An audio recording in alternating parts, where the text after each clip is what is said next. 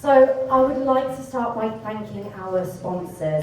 A huge thank you to them, because without their support, events like these would not be possible, as we are a not-for-profit organisation and their commitment helps us bring the community together to create opportunities like this. So please join me in thanking our gold sponsor, which is E&I Elizabeth Norman International. We have our bronze sponsors, which is Yesti, Catalyze Research, Empower Translate, IDR, Mr. Web, and then we have our partners this afternoon, which is Aura Insight, IMA. Thank you, James. We have a bit of publicity. Certainly not. IView London, XYZ Field, and Significant Insight. They are our sponsors this afternoon, so please do thank them for their support. So now we're going to head on, start with our panel discussion, Influencing Stakeholders and Beyond. Now, I'd like to introduce you to our panel. I'm going to stand over here so you can see them all. And who have kindly given up their time this afternoon to share their wisdom and their knowledge. Looking at you, Paul. So we have our chair this afternoon, who is Liz Norman, who is the CEO of E&I, Elizabeth Norman. We have Rachael Fraser from Harvest Moonrise, which is a leadership coach. We have Paul Griffiths, a director of client advocates. We have LaShanda Seaman, who is the associate director at IPSOS. And we have James Wycherley, the CEO of Insight Management Academy. So these are our panelists this afternoon. Now, James has also recently published a book, which is the Insight Leaders Playbook. Now, some of you may have copies on your chairs. Unfortunately, there was meant to be a copy for everybody, but Royal Mail delivered an empty box this afternoon. So unfortunately, there's not a copy for everyone, but it is available to download on Amazon or purchase on Amazon. And James will be here later on after the discussion, who will do a book signing. So any of you who are able to grab a copy, please do come and see James up on the roof terrace, and he'll be more than happy to sign it for you.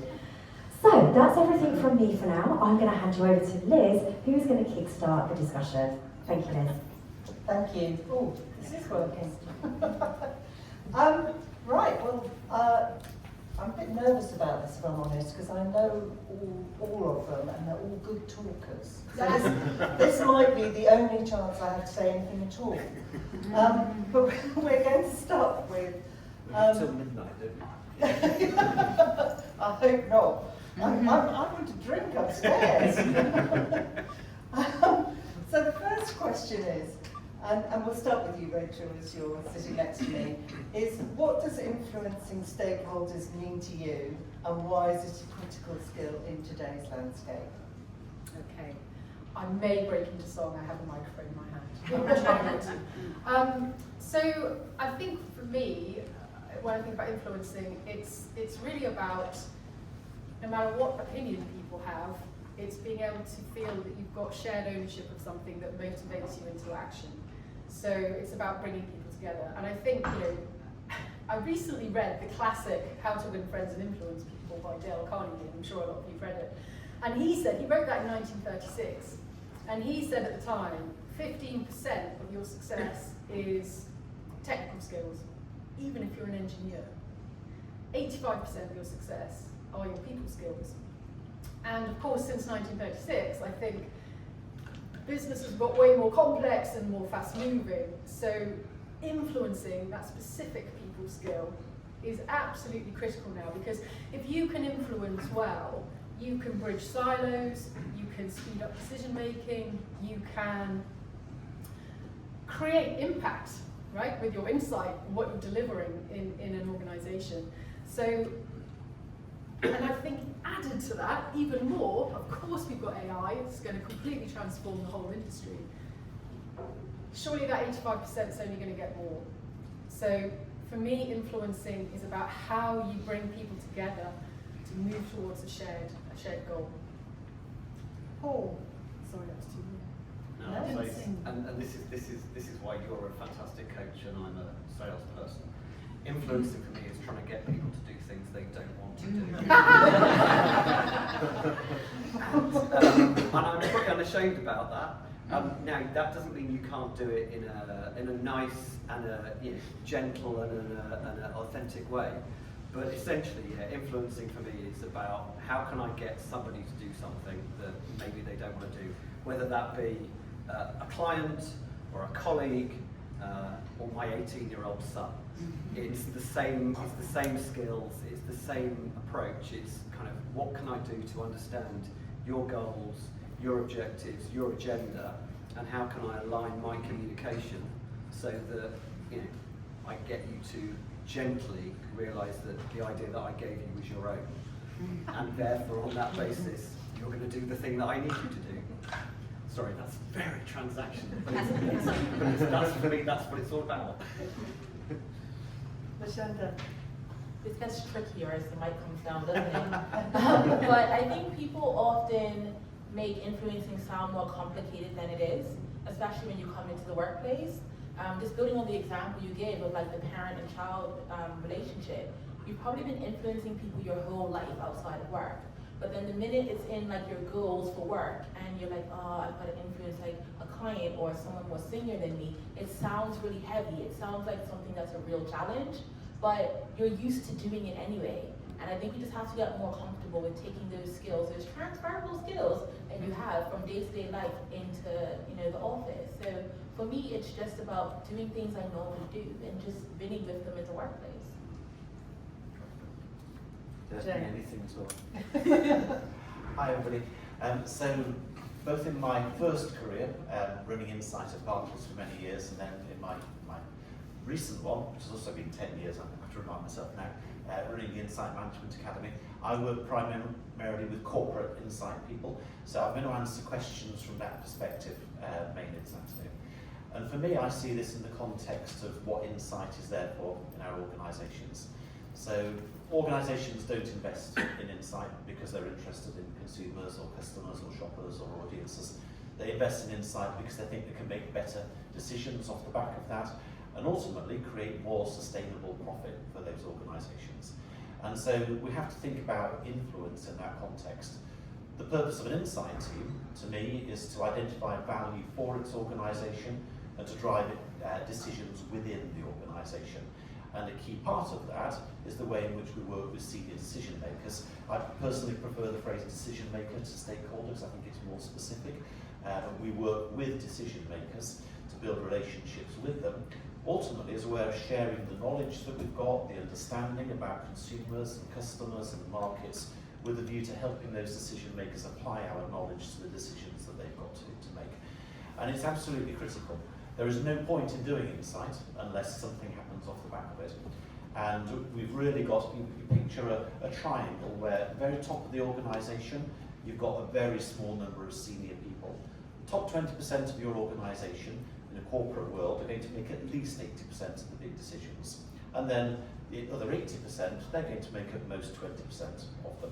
Now when we think about the 80%, well, we're going to have all sorts of ways of sharing our knowledge in terms of storytelling and visual communication, communication planning and broadcast understanding around our organisations to try to drive up the level of knowledge.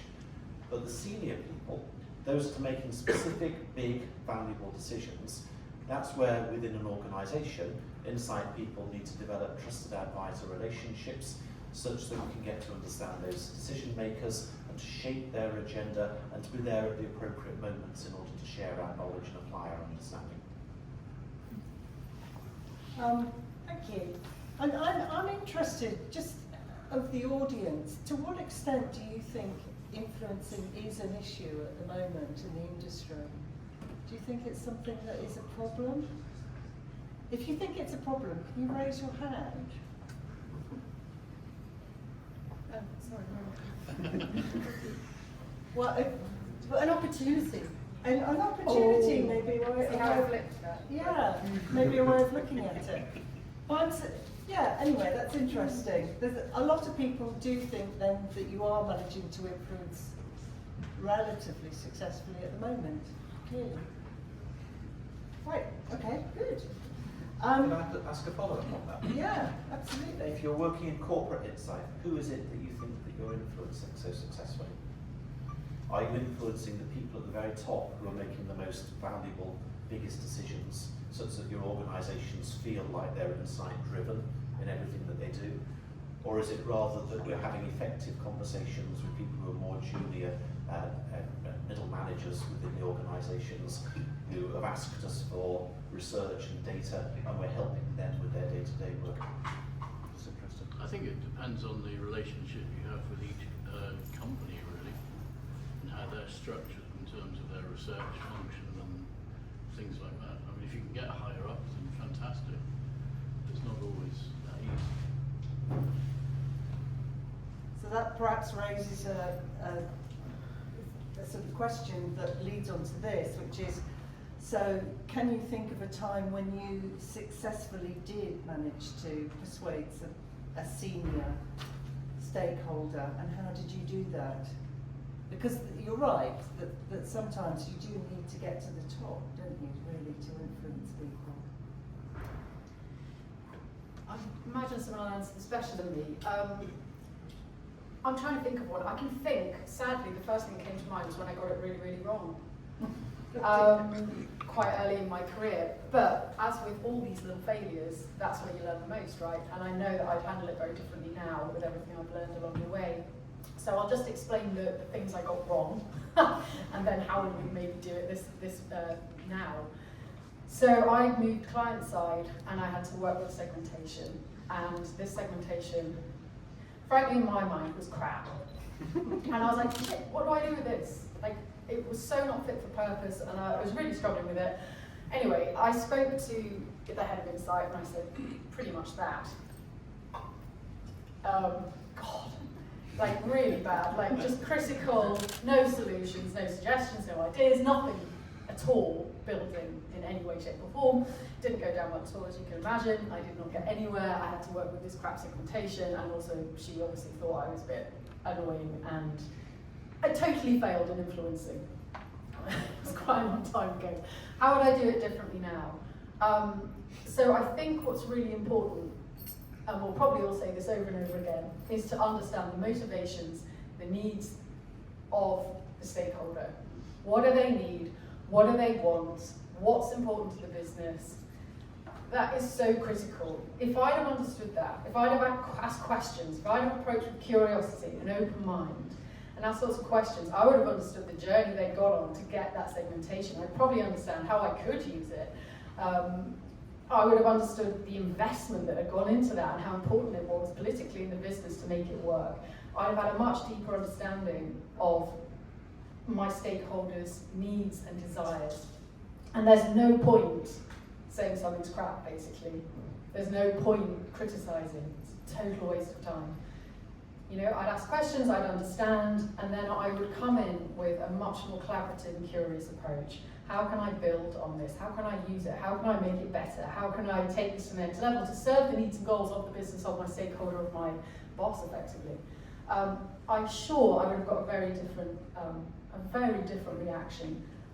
So I think that's my my sage bit of learning from a pretty green moment in my career. I think I would handle that very differently now. So one little tip, which I think is glorious, I can't remember where I read this, is just never use the word but. Just get rid of it from your lexicon. Remove it. But negates everything you said before. So you only go, okay, so I'm really liking the segmentation, I think it's really great, I really appreciate what you put into this, but, oh my God, you've lost your person, they're gone. Try and. Always, always, always use and. I try to remember this all the time. So what I think is great about this segmentation is, and I think we could use it even better if we, whatever. That person's suddenly way more engaged, they're listening, they're open to my ideas. I've talked too much, but that's my big learning that I hope that you can learn from.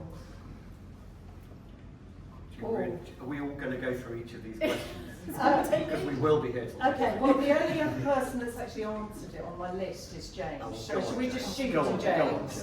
go on, Should we point out that James answered the question by saying he didn't like the question? It's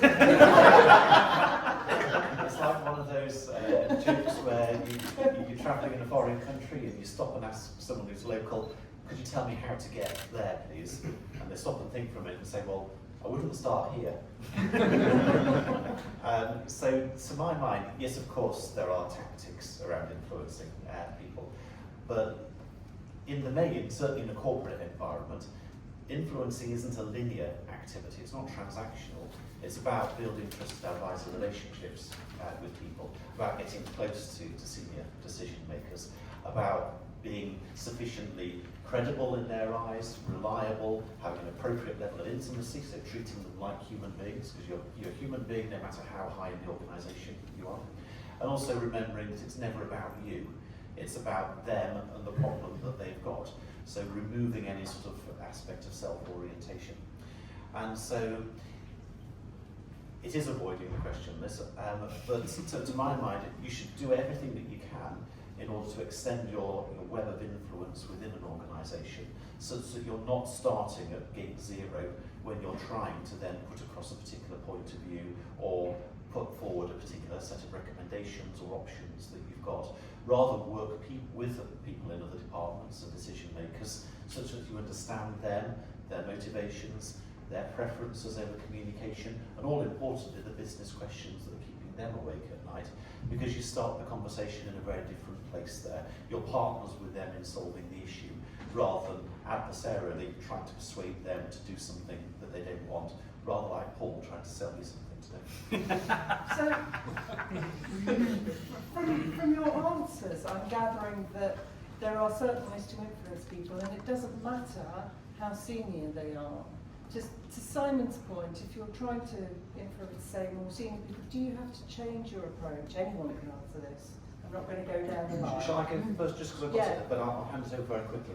I mean, broadly speaking, yes, I think the psychology is the same, but I think there are certain tips. So the first is that the more senior in an organisation somebody is, the less they care about job titles. They don't care whether great ideas come from consultants or market research vendors or internal departments, or whether you're the finance director, the strategy director, or somebody working in market research. They just want evidence-based solutions to business issues. Second is the more senior the person you're talking to, keep it brief. And the third is don't forget that however senior people are in the organisation, they're still human. So everything that we're talking about today applies. It doesn't all have to get terribly formal and professional further up the line you go. Yeah, I mean, I would just reiterate that point entirely. I had the misfortune, I don't know which, to work for the global chief executive at TNS back in the day. And I remember him setting me up on a project, a 6-month project, to make a big strategic decision about the direction of TNS that then became Kantar and WPP and all the rest of it.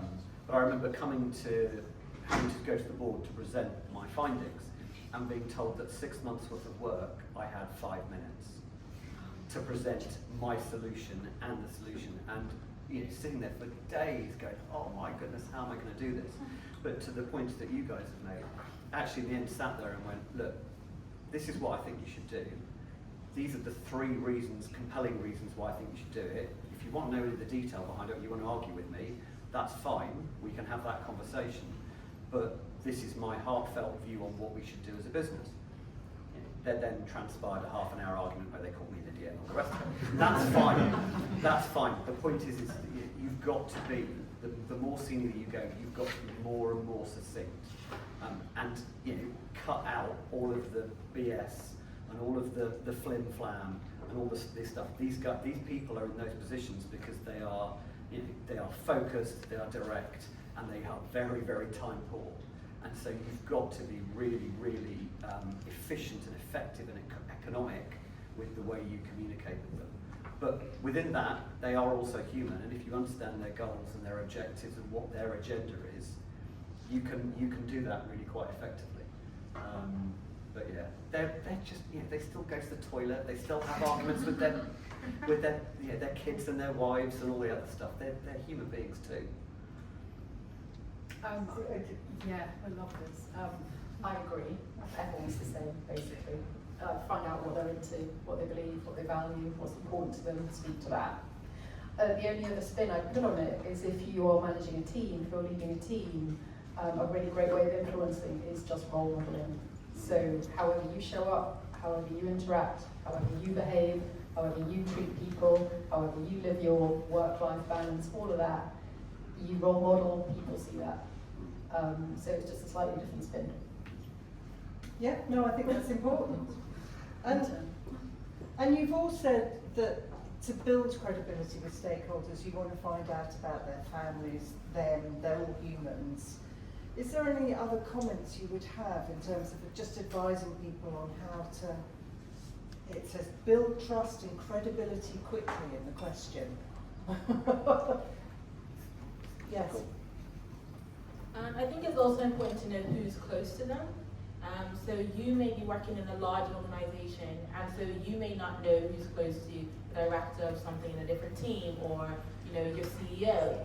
And it's not your sole responsibility to be close with everybody in your organization or know everything about them. You don't have to know how they like their coffee or what's their favorite food, for example. But get to know other people in your business and build your network. Get out and talk to people and use them when you need to be able to get around your business. Don't be afraid to do that. Don't be afraid to talk to people and use your connections for those purposes. I think that's really, really important. Yeah. The thing I would take issue with is the quickly.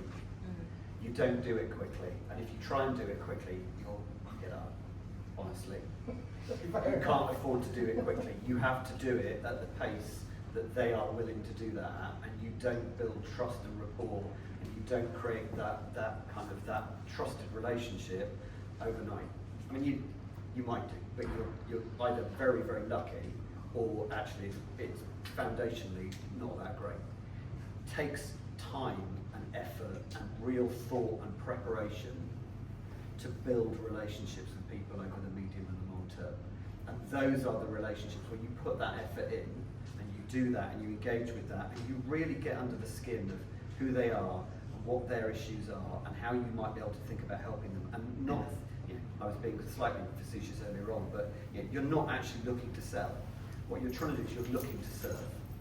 You're looking to add value, you're looking to help people to think about what their needs and their requirements are, and give that in a really generous, authentic way. And if you do that, the trusted relationship stuff comes, the credibility comes, the sales will come, and the ability to influence and get those people to kind of see your perspective or see a different perspective will come. But you try and do that quickly, you will screw it up 9 times out of 10, I promise you. I can see you're right. The only thing is I don't think you always have time, do you? I mean, there must be occasions when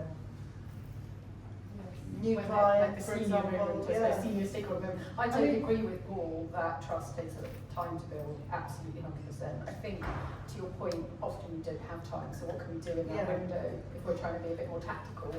I suppose the things that can help that are quite simple.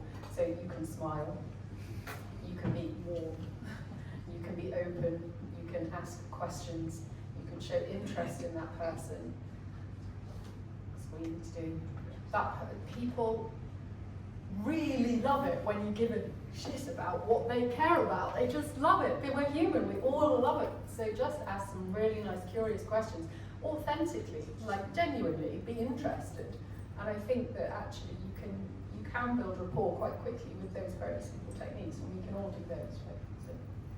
Can I just build on that very quickly? Does James want to go? I don't know. just to say on that, I think someone once told me, really smart person, who was very, very good at this stuff, what you need to do is you need to try and help the individual you're having an engagement with. Your attitude should be, I want them to feel that this is the best interaction they have had all day. And if you can try, you may not achieve that because they may be in a foul mood, or you may not be very good at it, or whatever else. You might be talking about something really dull and boring. But if you go into that kind of influencing position where you're thinking, right, I want to make this the best possible Zoom meeting that they're having all day, or I'm going to make this the best possible piece of update meeting that they have all day, or I'm going to, if you take that attitude and try and really make it that you are trying here to make them feel amazing, this is the best thing that they've done all day, it's a tough ask, but that is what you are aiming to do, and I think that helps with that openness, with that smiling, with that authenticity, with all of that stuff. So every single interaction you need to have where you're trying to influence someone, try and make them think about, how can I make this the best interaction that they've had today?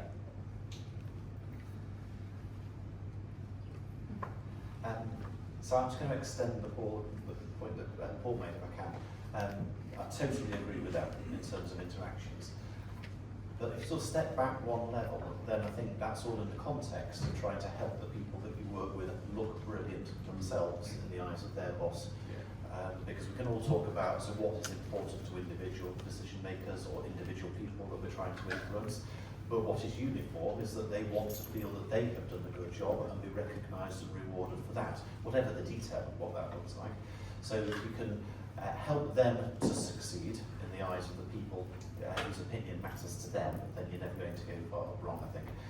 Other point, and echoing what LaShanda said here, you don't have to do this on your own. So if you are time poor and there's something that's got to be done quickly, find out who else knows that person.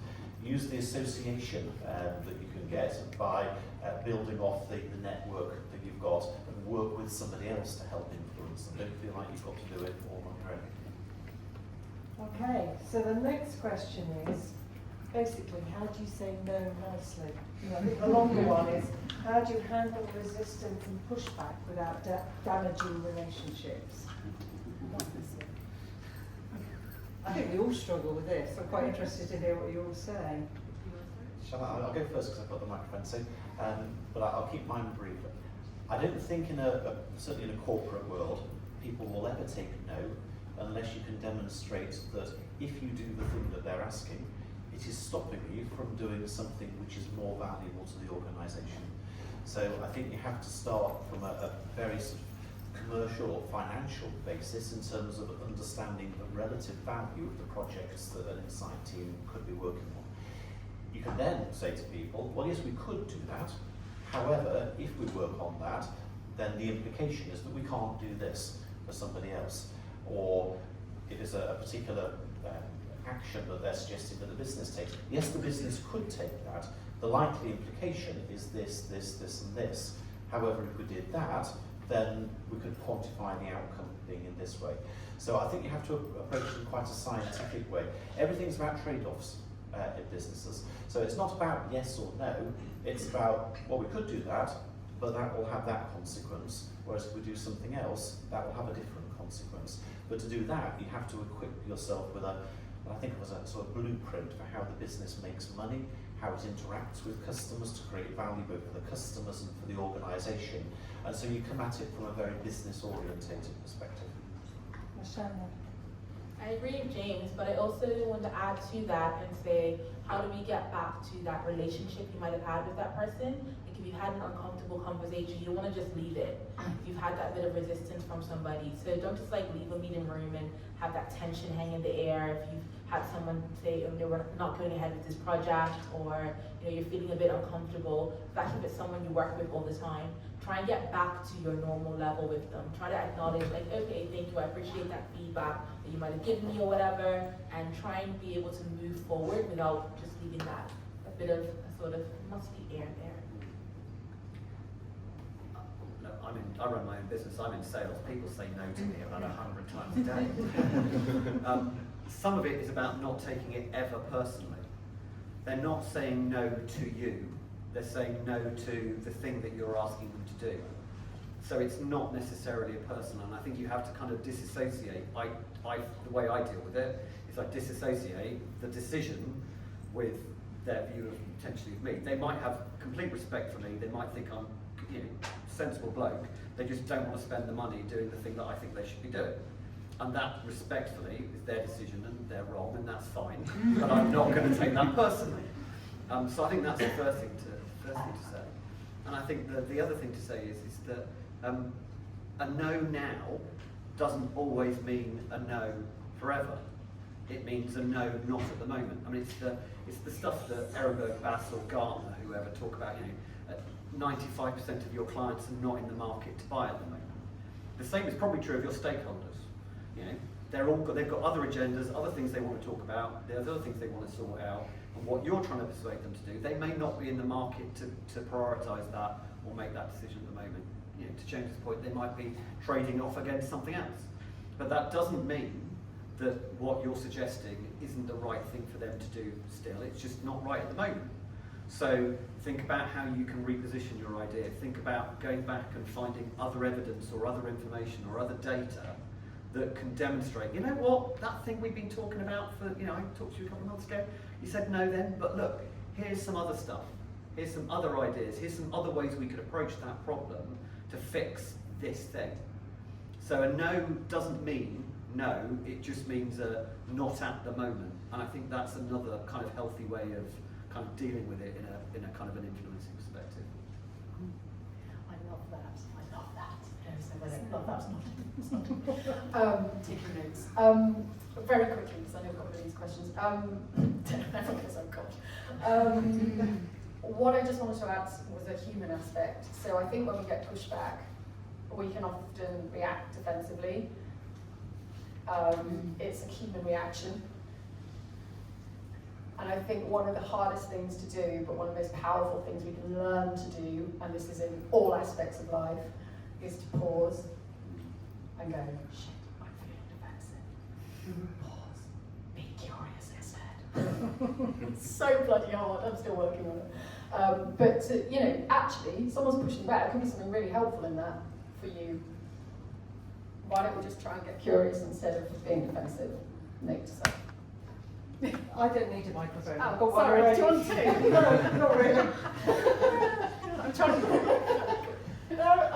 I'm interested in the answers to this next one. Are there any ethical lines to be mindful of when trying to persuade others at work? I'm thinking, crikey, what are you persuading them to do? But anyway. Basically, just don't be a dick. I honestly think with ethics, that's all you need to remember. It's like, be bloody honest, be genuine, don't mislead people, don't wield power over people because there's a power imbalance. Just don't be a dick, basically. That's my answer. What she said. No. That's a sensible answer. No, well, I struggled with this one when I was thinking about it as well. I think the only thing I would add is that this might seem like an odd thing to say, but when you talk to very senior people in organisations about how they think about an insights team, you'd be surprised at how defensive and inferior they often feel when sat in the presence of a lot of people who work in market research or analysis. Because the power imbalance that we think about is the political power that these people have got in the organisation. The power imbalance that they're thinking about is the knowledge that they've got. They don't want to look stupid in the eyes of the insight people or to ask the stupid question. And I think there is actually a bit of responsibility on us as insight people. Whilst it is absolutely a great thing, a really, really important thing, to develop soapbox issues, projects and business issues that you feel really passionately about, that the business ought to do something different about, because you have knowledge and evidence and understanding of how the business could succeed better in the long term if it took a different route. Those things are really important, and when you're building your brand or wanting to raise your profile in an organisation, that's a really important thing to have. But you've always got to question your own knowledge and whether it's still relevant and whether it's still up to date. And be careful that you haven't been banging a particular drum about something for so long that the data hasn't actually moved. Because in that way, you would actually be abusing that knowledge power that you have in the organisation. And it wouldn't be to the organisation's best advantage if it took that course of action. So that sort of leads on to the next question, which is all about social media. James, I'll start with you. How important do you think it is to use social media to be an influencer, to be... Well, I suppose, again, sort of bearing in mind my corporate insight background, I suppose it's quite a difficult one, not just social media, but any sort of external influence, because the reality... How many people work in a corporate insight team, by the way? Stick your hands up if you do. So not very many here actually then, but those of us that do, you'll know that PR teams, legal departments or whatever do not make it easy for people in a corporate environment to go public and say things necessarily. But where you can, it can have a benefit back within the organisation if you can find a way of sharing that knowledge. This is a slightly different example, Liz, and it goes back to what we would now think of as social media, very early days. But back in my Barclays days, we used to do a lot of work around consumer spending and mortgage affordability. And one of the benefits of that, by having something, using our insight for an external audience, was that it reflected back well on the insights team within the organisation, because it was a way of raising our profile there. If you just read what I've been saying in the Times that morning about mortgage affordability, it enhanced my credibility back within the organisation as to whether a stakeholder might take advantage or want to engage me about something. And I think social media is the same. If you can find ways of using it, but that's not specific to social media, it's more about talking in an external environment. Being a thought leader in Yes. any sense. Exactly, yeah. Yeah. So I'm not pro social media in general when it comes to our professional lives, but I would say there's like obviously an ecosystem for professional tools. So I would say, like, for example, LinkedIn, people are now using Substack, and I would separate that from general social media in my mind. And I would support people using those because it helps you to be able to know what's going on with your clients. Your clients are often on their posts and stuff. It helps you to be able to network with other people. You could be here, and I love an event like this because I'll walk around my phone like, hello, connection. And you are able to then connect with people who work in different organizations and speak to them afterwards and see what they have going on, learn about different events that are happening, and that helps you to build your personal profile and your personal brand, which we're going to speak about in a minute. But things like going on and just ranting on about X and all of that kind of stuff, no. I'm not in support of, because it's so uncontrolled. We know that obviously LinkedIn has its problems, but like if you're able to just be in an atmosphere with other like-minded professional individuals, I think that's a bit different, and that's something that can help to benefit you as an individual. I mean, I think I'm connected to quite a lot of people in this room, so you know my view on social media, and particularly LinkedIn, which is absolute gold. It is the best platform to build a brand, a corporate brand, a commercial brand, a personal brand. You can use it for brand salience, you can use it for sales activation. It is such a powerful tool. 13 years of me running my own business, a lot of that is off the back of using LinkedIn as part of my sales toolkit, brand building toolkit. So and more specifically then, can you give us an example of how that's, where that's worked? Yes, so good example. I have received an email from someone yesterday who said I spoke to 2 years ago, who I had a conversation with about potentially doing some consulting work with them. And they said at the time, no, fair enough. So I've put them into a nurture campaign on LinkedIn. I followed, they're on my sort of portal, so if they post on LinkedIn or comment on LinkedIn, and this is standard practice for me, I go and like and comment their materials, which means they see more of my posts in their feed, and I post 3 or 4 times a week. So that there's lots of coverage of me in there. I send them monthly DMs that have got little bits of content that are relevant to them or their business and the like. So they ignore me for 18 months, 2 years, that's absolutely fine.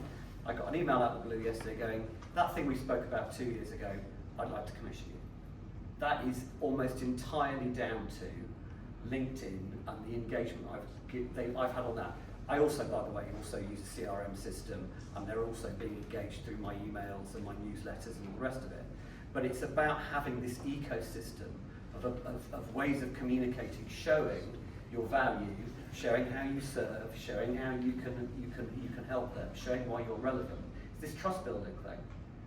You do that, and it might take 2 years, 3 years, 6 years. I don't care. I absolutely don't care. I will just keep pumping this stuff out there, hoping people find it useful, hoping people find it relevant, and some of it will help people and they'll never speak to me, and some people will come and give me money as a result. But what have I got to lose? It's free. LinkedIn is free. It takes a lot of time though. It does, but you have processes and systems and habits to do that, and if anyone would like to talk to me about afterwards about how I can help you do that, I will charge you a sum of money and I can tell you how to do it. I'm not sure that LaShanda wants to do that, but she definitely wants to make a comment. But like, obviously that's some great feedback and some stuff that's useful also like if from a business side, but also as an individual, a lot of that stuff translates across as well. Because there are people that you could, engage with, that you could still like their stuff and comment on their stuff after you have been to events, or you just generally admire them in the industry. People might have idols in the industry. I don't know, you might look up to them and will look at all their stuff all the time. But the same principles can be applied, and it doesn't have to take a lot of time. Lots of people have their phones in their pockets all the time. What can you do? 10 minutes in your commute in the morning, scroll on your feed. There are hashtags you can follow on LinkedIn as well for things that you're really, really interested in. And that's helped me to build my brand. Like, people know me for certain things. Like, for example, I did and more young researchers for a number of different years. And that's LaShanda, young researcher, LaShanda, young researcher. I didn't know what I was doing on LinkedIn half the time. I was just talking like I normally do. But it was about things that I was passionate about. And lots of you in this room will have things that you're passionate about. And you can share that in a nice, safe environment with people in your industry and see how that helps you to build your personal brand. Rachel. Yeah, not much to add. Paul is an absolute genius at LinkedIn. Follow him. Do what he does. That's what I do. And fail a little bit, but the gold standard. What I would say is it's not really an option now. Look, come on, I know the AI thing gets banded around, but it is going to completely transform this industry completely. You need to be someone, stand for something, have an opinion, have value, be good at human stuff. So if nothing else, LinkedIn's a brilliant exercise in who am I, what are my strengths, what do I believe, what do I value, talk about that. Be authentic, be professional, come from a giving perspective, and just start small. So this is the gold standard. It's very hard to get there. Paul will help you if you want to, and I would highly recommend it. But if you want to just get started, just start small. Weekly post, and I think you can do low key entry stuff, because I think sometimes things get in the way, like our mindset, and it's like, oh my god, it's really embarrassing, what's everyone going to think? Just stuff, human stuff like that gets in the way. So if you start small, just start commenting maybe on a few things, maybe post an update, a milestone. People love cheering you on. LinkedIn's good for that. People cheer you on. Is a good way to get started. But I think it's not really an option these days, to be honest. And if you don't get to the point where you're looking for a new job and you're like, you need a presence. Give yourself a foundation so you can say, look, this is what I'm about, this is what I talk about, this is my value that I bring, this is how much I care about the industry. You're already off to a flying start. You've started building those relationships, haven't you? And as you've said, it takes a long time, and that's probably one of the easiest ways to start. And fewer windows, as you say now, to do that. So yeah. I read something quite interesting, I think yesterday, it was on WhatsApp, which was somebody who put into Proximity or Claude something about what is the brand image of Liz Norman. Ooh. And it had Is that the next question? No. But I did think that would be quite interesting to try. I'm going to do it secretly and not tell you what my brand image is. But yeah, if anybody's interested, have a look. But literally what we're going to do that. Right, I've completely now lost the next question. The next question actually is what platforms have been most effective. I don't think I need to ask that really, do I? Because I think we all know it's LinkedIn. This is quite. How do you balance authenticity and professionalism when posting content? And actually, I do think there is a balance, isn't there? You do see a lot of people that post very personal things, and yeah, I'm not quite sure. It sort of engages you more, but is it professional? What is the balance between? In fact, Paul, as you are the gold standard, I think we should start with you. give her the £5 afterwards. I think it's about cadence. So I think it's about the mix and the cadence of your content. So my suggestion would be always, if you've got 10 posts, 6 of them can be other people's content that you've curated, you find interesting, you think is valuable to your audience, and you share it with a comment or a thought or a reason why you agree with it or disagree with it, or you engage with that. 2 of your pieces of content should be something, 2 or 3 pieces of your content should be something that is more personal to you, but not necessarily personal as in here's a picture of me and my cat, but here's a perspective I have on an issue or a brand or something that's going on. And that allows you to do one post, which in a commercial environment for me is, I'm Paul Griffiths, you should buy me, I'm brilliant. But you don't get to do that one post if you haven't done the 9 that are adding value to your audience.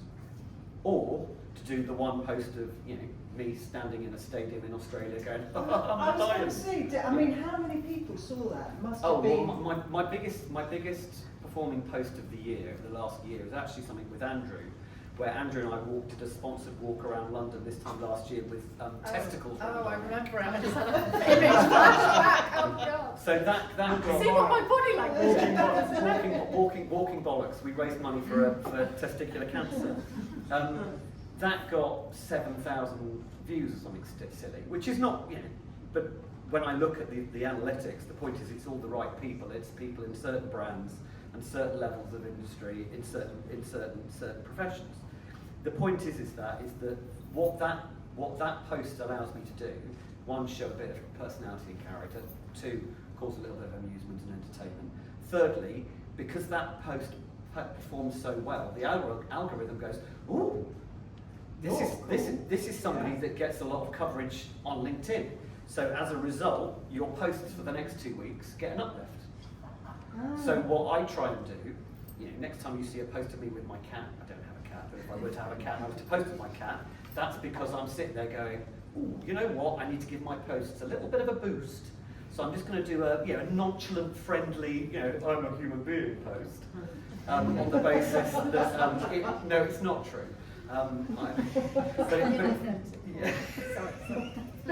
I try to be authentic, I do really try.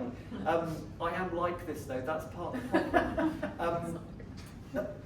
That will help boost your other posts and the other professional stuff that you're doing. I mean, it's easy for me, it's me in a shed. So me and my business are the same thing, we are indivisible.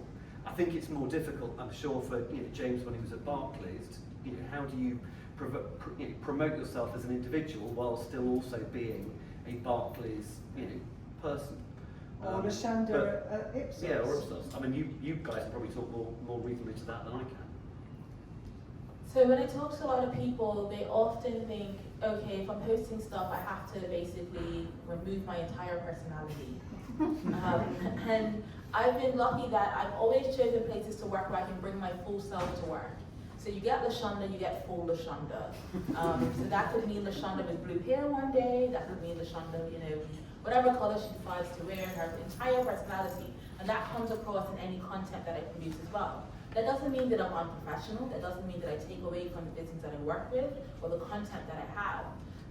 I guess there's that fine line that we talk about how much of your personal life you share, but if you are still engaging with your clients and stuff like that on a daily basis, they want to still see you as human. This comes back to our conversation about engaging with stakeholders and everything like this. People still want to be able to work with people that are human and not robots. If they wanted to work with robots, the robots would have taken over by now. So whenever we're developing content that we're sharing on LinkedIn or other stuff, it's always important to not forget who you are and how you would normally sort of speak and normally develop content. Some people enjoy doing video stuff and that's what they'll do. Some people just have a whole bunch of photos all the time on their LinkedIn. Like today, some people might be out and take a whole bunch of photos after this event and that's what they're sharing. They don't have to write a long thought piece. Just be true to who you are and what you'd like to be able to share. I don't think I have a lot to add because I definitely agree, and like everybody else, I recognise Paul's expertise in this space. I think the only thing I might say though is that, remember, it's not really about you, it's about your ideas, it's about the content. And there's an odd thing in my world. So I work for an organisation, Insight Management Academy, and much of what I write about, podcast about, and put in books and articles and social media is actually the collective understanding that comes from the organisation. But I also know that, well, I'll ask you the question, do you think about key principles, key ideas that you have in your head, quotes maybe that you use? I'd be pretty sure that you associate an individual with those ideas, you don't associate an organisation with them. And that's the reason that Richard Branson has however many more followers than Virgin does, or Warren Buffett however many more followers, or Steve Jobs did, or whatever.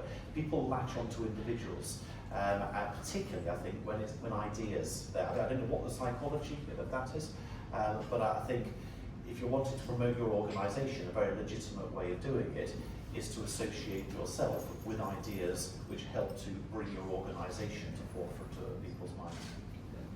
And then, I know we haven't got that much longer, Tara, you're giving me the evil eye in a minute. So can I just... Just going to walk away sort of on wrap the up road. with saying, Take your microphone. what's the one piece of advice you wish you'd known earlier about influencing personal branding? What's the one thing that you think you know now? Do you know, I'm hoping this isn't going to contradict the answer to the very first question that you gave. Influence is not about trying to make someone do what they don't want to do, but you want them to do, because it would be like banging your head against a wall. You somehow manage it, I don't know, some kind of voodoo. It's not about that, it's about finding a way that you can move forward together and create action. And I wish someone had said to me, shut up, listen, ask a load of questions, be curious, find the points you agree on and start there.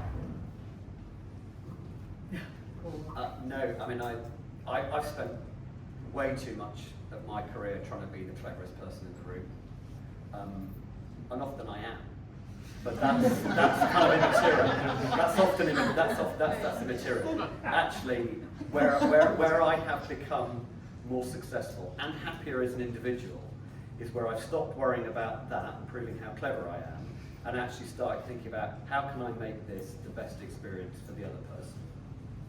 And at that point, that unlocks all sorts of joy and endorphins and feelings of positivity. And I think that would be the thing. I was a very, very annoying, obnoxious person until well into my late 30s, early 40s. My wife would probably argue even still now. But the changing of my focus from being I'm the smartest person in the room, I've got to prove that, to demonstrate my worth, demonstrate my capability, demonstrate why I should win this argument, and thinking more about what do they want, what are their needs, what are their requirements, how can I help them, has completely unlocked my business, it's unlocked my personal relationships, and it's made me a far, far happier person than I was 10, 15 years ago. And I wish I'd known that in my 20s and 30s and not wait until I was old and grey and wrinkly. Thank you for being so honest. And I guess more on the personal brand side, something that I wish I had just known earlier was not to limit myself and not to feel like, okay, I have to wait until you're this level in a business to start building your brand and you've got this level of experience. But you can start from where you are now. You have been hired for a reason and you have a level of knowledge. So start now. There's nothing stopping you. Particularly if you're likely to be looking for a job in 1 or 2 years. Exactly. I mean, yeah, you should start right from, Definitely. I would say, as a recruiter. Always be looking. So two things I think for me. So one is you have a personal brand anyway, and so people have a view of you. Just like people have a view of every companies they've heard of, people have a view of departments and an organisation, people have a view of you and what you stand for. So you might as well invest some time in understanding whether that view is what you would like it to be, and if it's not, thinking, so how is it that I would like to present myself, and what is it that I would like people to think about me? Second is that, unfortunately, it's not good enough just to do good work. And this goes back, I suppose, to what I've been saying about insight and its purpose beyond. It's not enough to do great market research or to do great analysis or to come up with great ideas. None of these things have value in the sector that we have unless they're taken on board by somebody making a decision, they're applied to that decision, and action is taken off the back of them. So whether you're on the market research supply side, whether you work for a data analytics company, whether you work in a corporate insight team, ultimately, when you're compiling your scrapbook at the end of the day of have I been successful, you have to think about it in the context of has the business done something different? Has it made more money or created new value for its customers or for its shareholders off the back of projects that I've contributed to? And that's not going to happen unless we take the influence piece just as seriously as we take the actual analysis and the research in the first place. Are we allowed to throw it open to questions? We can do, yes, if anyone has got any questions. We've got this amazing panel here. This question sounds good in my head, it might be wrong. How do you recognise when someone is a good influence, and how do you recognise when you're a good influence? This is an interesting question. Or can you? Say it again. How do you recognise when, exactly, how do you recognise when someone is a good influence on you or your business? And how do you recognise when you're being a good influence? I suppose it depends on what you define good influence, sorry. I suppose it depends what you define good influence to be. I don't know. I mean, I think often I'm thinking about, I'm going a bit internal here, but I'm thinking about teams, and I'm thinking it's usually quite obvious based on how happy are the people in the team, how motivated are they, how inspired are they, how excited and energized are they when they come into work. And I think if that is present, there's some pretty good influencing, probably some really great role modelling going on. So I think you can probably use your eyes and ears. And it's a really nice, I love that question because it's a really nice practice. You can look around your organisation and think, who are the good influences here? What do they do? And you can watch them, listen and learn. So I love that question. Anybody else want to? Oh no, okay. You frightened them off. No, it's a great question. Any other questions for our esteemed panel? Yes, right at the back. Do you want? Hi there, thank you for your talk today. How do you handle criticism and feedback? So we know that when people react to our posts or what we say, it's often about projection and reflection of themselves and their values. So how do you handle when somebody feels uncomfortable about what you post, they don't think you should have posted it, and don't agree with what you say? I mean, quite a lot of people disagree with me all the time. I don't care. Because you know what, they're like they have their perspective and their view, and I have mine, and you know we're all grown ups and we're allowed to disagree. I think if you are posting things that are going to be genuinely contentious, then you need to think about whether you should be posting the things that are genuinely contentious in the context of I want to influence people, I want to build a reputation for being trustworthy and reputable and thoughtful and all the rest of it. So, you know, I won't be posting a lot of stuff around religion, politics, those sorts of things, because it's just not worth stepping into that minefield. And that's where I think there is a very clear delineation between what you might do on, I don't know, Insta or Snapchat or, you know, I'm trying to think of all the things that my kids use because I don't use any of them. You know, that stuff, and LinkedIn is a social media channel, which is a business professional social media channel. In answer to your question, quite seriously though, about what do you do with feedback, you have to kind of take yourself, I think, a bit, you know, to Rachel's point, you have to pause, you have to think about it, and you have to say, well, okay, what of this is if I take myself out of it and I take my own neuroses and imposter syndrome and all the other bits and pieces that we all have out of it, what of that is fair? What can I learn from? What can I do? You know, what's that teach me about myself versus, nah, they're just idiots. You know, and it's like every single proposal or every single opportunity that I get turned down on, which happens a lot, it does anybody in sales or marketing, you sit there and go, right, okay, what can I learn from that? What can I do to make the next proposal or the next business pitch even better? What can I do to absolutely nail it next time? So I kind of try and think, I hopefully would try and, once I've got over the angst and the kind of oh God, I've messed it up again, go, okay, what can I do to actually make myself better, more whole, more convincing next time? And just a personal thing for me, because I've often thought, to what extent can you be political on LinkedIn? Because a lot of the issues to do with talent are related to DEI, for example, and there's the case of the comedian that got arrested for, I'm not quite sure, made some trans tweet or something that he did. You know, I'm sort of, or in fact, running a small business, I'm very conscious of what's going on in the economy. From a people point of view, I'm very conscious of things like NI, but I'm never quite sure to what extent it's okay to mention anything that's sort of a bit political, where the line is. Shanda. I guess we have to think back to why we're actually posting it on LinkedIn.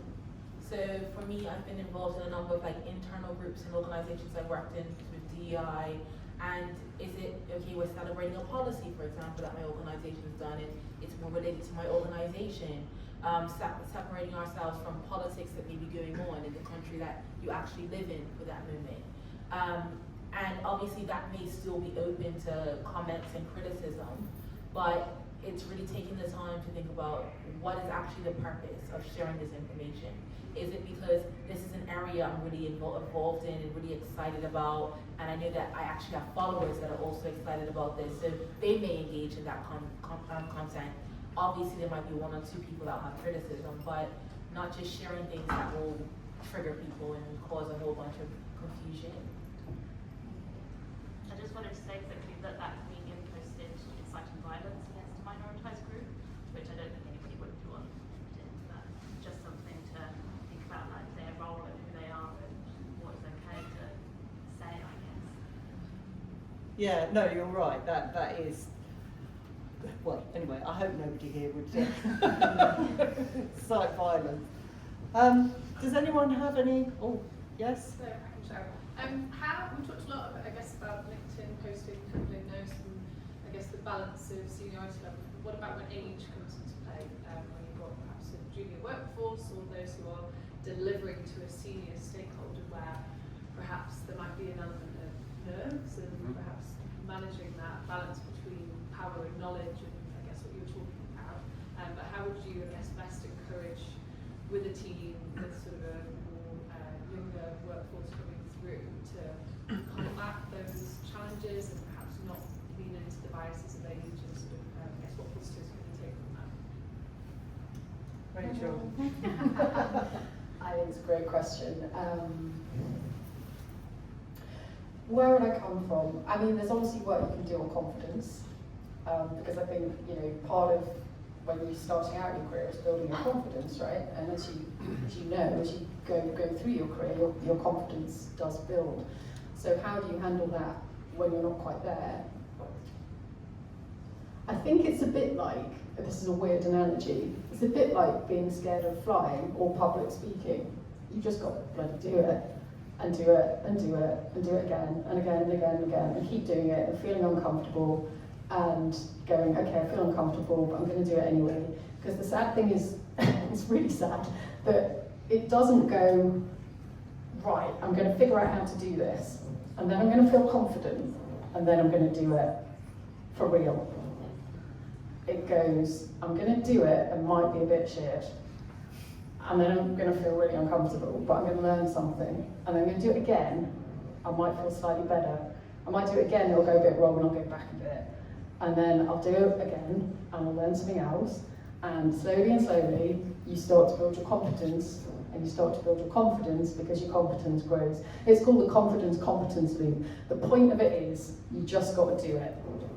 So would you say just throw them in the deep end? No, I wouldn't say that. I totally hear that. That's brutal. I think we've all got a comfort zone, and I think it's knowing where your limit of that comfort zone is.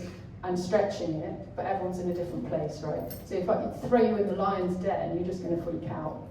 So there'll be little ways that you can practice. There'll be little ways that you can bring it into your weekly meetings with senior stakeholders.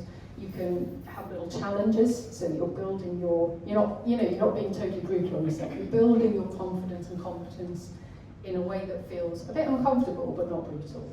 And as that grows, your comfort zone will stretch. And then it will just continue and continue. But you have to sort of commit to doing stuff, is what I would say. Because it's the only way. Annoying. Well, our younger Yeah, I was going to add to member. this. So I was going to say, More relevant. working with sometimes, like, say, grads, people that are coming new into the industry, you might be presenting to people that are more senior. Sometimes for me, it's letting them know what my expectations are as well of them in that situation. So we're like, okay, I'm okay if you mess up, if you stumble over your slides and things like this. I'm not expecting you to be perfect, because sometimes they think that you're setting them up to fail. But also you taking that time to practice with them beforehand.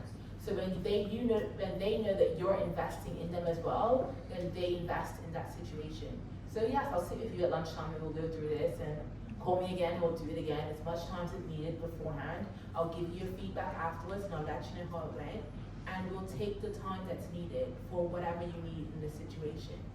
I do deliberative research, which a lot of my colleagues across the business are not familiar with. Last summer I had people work with me who know nothing about it. That's fine, we're doing a boot camp beforehand. And then I observed them while they facilitated the research. I gave them feedback afterwards, and we had like 5 sessions. So basically it meant that over the course of the 5 sessions, they could improve, because I gave them feedback after every single one, and by the end they were flying. So it's all about how the time that you also take, so that it's your relationship with them. So yeah. Only very quickly, I just heard something that was memorable the other day that I heard. People talk about the bunch of 5s. So what are the 5 things that are most likely to go wrong with this conversation I'm about to have, or this presentation I'm about to do, or this meeting with a senior person I'm going to go into? And you can obviously reflect on that yourself, but even better if you can talk to colleagues about it, or a supportive boss, or somebody else, and just think through, okay, well, if that happens, what will I do then? If that happens, what will I do then? And it just sort of brings it down into the realms of something rational then. I think the worst thing is not knowing and being surprised, isn't it, in the moment. Whereas if you go into any situation, this I don't think is particularly an age thing, it's about any situation that you're going to go into where you have a lack of experience in some way, or you're not, something could go wrong, you're not feeling as comfortable. And I just think it's quite a memorable way for me. So just think through, what are the 5 things, what's the 5 worst things that somebody could say to me in this situation, the 5 worst questions. And if you get your head around what you do for those, then it just sort of builds your confidence that you can, or your team members' confidence, your colleagues' confidence that they will be able to rationalise things in the moment.